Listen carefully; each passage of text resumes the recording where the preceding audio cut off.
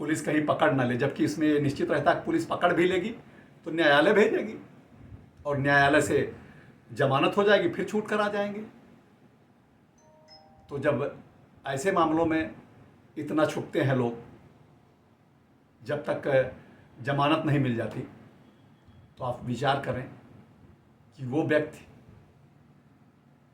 जो इतना मानिंद व्यक्ति रहा हो, इतना सम्मानित व्यक्ति रहा हो, इतना बड़ा योद्धा रहा हो, इतना बड़ा महायोद्धा रहा हो। मित्रों नमस्कार, मैं अशोक पांडे अनहद आपके सम्मुख एक ऐसे विषय को लेकर हूँ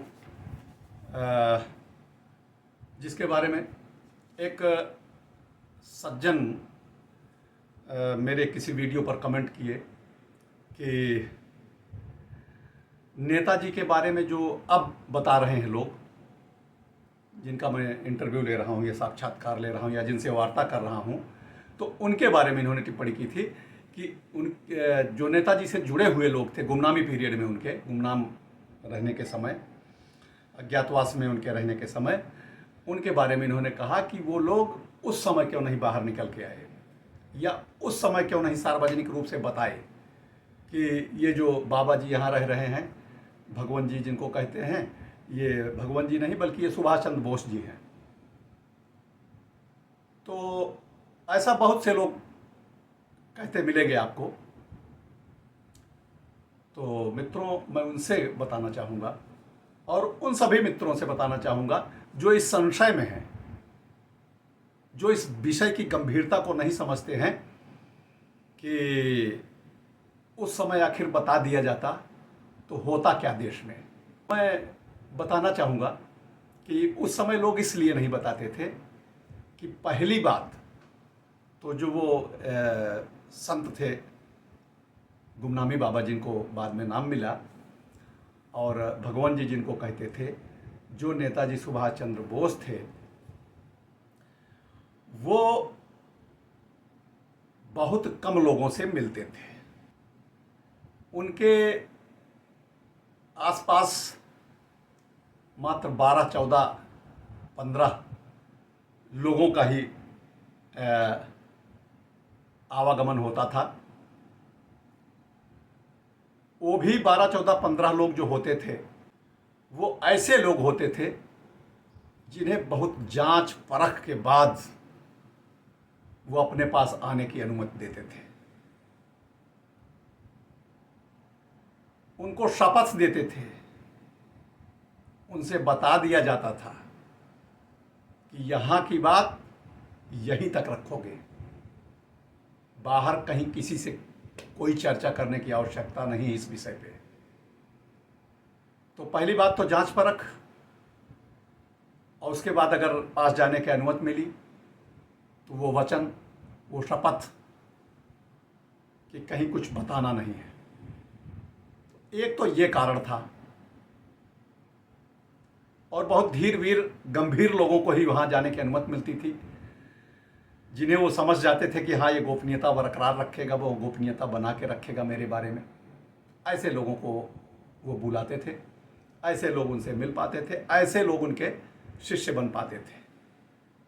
तो पहली बात, पहला कारण तो ये आप समझ गए होंगे कि उन बातों को बाहर ना बताने का उस समय कारण क्या था। इसीलिए लोग बाहर नहीं बताते थे, क्योंकि भगवान जी की बातों से वचनबद्ध हो जाते थे, और वो भी परिस्थिति को समझते थे कि मेरे बाहर बताने का अर्थ क्या होगा। और कुछ ऐसे भी उदाहरण हैं कि भगवान जी ने जिनको मिलने की अनुमति दी वो उनसे मिलते रहे, लेकिन वो गोपनीयता बरकरार नहीं रख पाए, बाहर बात को लीक किया, उसका परिणाम उनका निष्कासन। उसके बाद से उन्हें वहाँ पहुँचने का अवसर नहीं मिलता था। भगवान जी डांट के भगा देते थे और दोबारा कभी मत आना ऐसा बोल देते थे।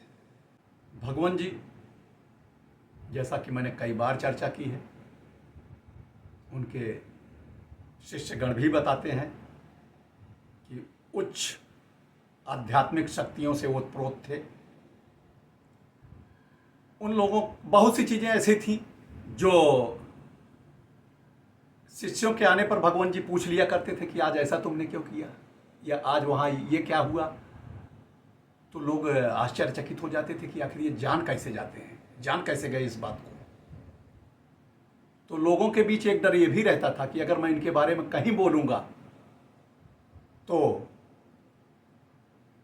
ये खिंचाई कर देंगे, निष्कासित भी कर देंगे, क्योंकि कई बार ऐसा हुआ है, कुछ लोगों के साथ ऐसा हुआ है। एक उनके बहुत खास उनके परिवार के एक सदस्य ने बात को लीक की, तो उस परिवार को बहुत दिनों तक आने की अनुमति नहीं मिली वहाँ पर। बाद में फिर जब उन लोगों को एहसास हुआ, भगवान जी को महसूस हुआ, तो उन्होंने पुनः उन्हें अपने पास बुलाया। तो इस प्रकार भगवान जी को पता चल जाता था, अगर कोई उनकी चर्चा कहीं करता था तो उसे वो बायकॉट कर दिया करते थे और उन्हें जानकारी हो ही जाती थी। न बताने का एक कारण ये भी है। और बताऊं आपको, आज भी उनके कुछ ऐसे शिष्य हैं जो उनकी बातों को बाहर बताने के लिए कतई तैयार नहीं है। वो ये मानते हैं कि वो जब जो शपथ उन्होंने उस समय दी थी आजीवन हम पर लागू है। जैसे एक बहुत सम्मानित चिकित्सक रहे फैजाबाद के जिला चिकित्सालय में, डॉक्टर वीरेंद्र राय जी, बी राय, भगवान जी के बहुत करीब थे वो, आज भी हैं। भगवान जी की कृपा से, ईश्वर की कृपा से पूर्ण स्वस्थ हैं। लेकिन भगवान जी पर कुछ भी बोलने को आज भी वो तैयार नहीं है। उनका कहना है कि मैं उनके द्वारा दी गई शपथ को आजीवन निभाऊंगा। उनके एक और शिष्य से मेरी मुलाकात तो नहीं हुई, फ़ोन पर वार्ता हुई। श्री LN सिंह जी हैं, अयोध्या में रहते हैं। वो भी कहते हैं कि वो मेरे गुरु जी थे, उन्होंने कुछ बताने को मना किया था, इसलिए मैं कुछ बता नहीं सकता हूँ। तो ऐसे भी हैं कुछ लोग आज भी जो उनके द्वारा दी गई शपथ को निभा रहे हैं। लेकिन इस मामले में अब जो मेरा व्यक्तिगत विचार है, वैसे वो लोग वरिष्ठ हैं, व्यक्तिगत विचार ये है कि ये शपथ भगवान जी के जीवित रहते हुए लागू होती थी। मेरे ख्याल से उनसे संबंधित बातों को अब बाहर ला देना चाहिए उनके जो शिष्यगण आज हैं। जैसे कि ज़्यादातर लोग खुल के बोल भी रहे हैं इस मामले पर अब, लेकिन कुछ वह लोग जो नहीं बता रहे हैं उनसे निवेदन ये है कि अगर वो बताएंगे तो ये बातें भविष्य में भगवान जी की कभी जब बातें बाहर आने को होंगी, सरकारों के द्वारा बाहर लाई जाएंगी, तो आपकी ये कही गई बातें बहुत ही महत्वपूर्ण सिद्ध होंगी उसमें। और भी निवेदन करूंगा लोगों से, कुछ लोगों के पास भगवान जी से संबंधित वस्तुएं भी हैं, हस्तलेख भी हैं, तो निवेदन ये करूंगा कि उनसे संबंधित जो चीज़ें हैं आप किसी को दें कतई मत। लेकिन अगर कोई शोधकर्ता या कोई जिज्ञासु व्यक्ति पहुंचता है तो उसकी फोटो तो उसे खींचने ही दें। इससे उस वस्तु का, भगवान जी से संबंधित वस्तु का प्रचार प्रसार होगा। वो वस्तु भी भविष्य में एक महत्वपूर्ण हिस्सा बन सकती है भगवान जी से संबंधित जानकारियों की कड़ी में। कारण जो मैंने बताया ऊपर, किस लिए भगवान जी से संबंधित बातें, उनसे संबंधित शिष्य बाहर नहीं लाते थे, उसका कारण आप समझ गए होंगे। और ये भगवान जी ही शपथ देते थे। क्यों शपथ देते थे उसका कारण आप जानते हैं। विश्व युद्ध के दौरान नेताजी सुभाष चंद्र बोस जी की बड़ी महत्वपूर्ण भूमिका रही। आज़ाद हिंद फौज बना के उन्होंने अंग्रेज़ों के विरुद्ध युद्ध किया, बहुत ही वीरता के साथ लड़े। तो इंग्लैंड, अमेरिका, फ्रांस आदि के एक बहुत बड़े दुश्मन थे वो उनकी नज़र में। और हिटलर, मुसोलिनी, जनरल तोजो आदि की जो दशा हुई उसको भी आप जानते हैं, एक वीडियो में मैंने चर्चा की है। भगवान जी के साथ भी वही होता। उन लोगों की दृष्टि में उनके बहुत बड़े अपराधी थे नेताजी सुभाष चंद्र बोस जी, इसलिए उन्हें भगवान जी के रूप में, गुमनामी बाबा के रूप में रहना पड़ा और अपनी बातें गोपनीय रखते थे।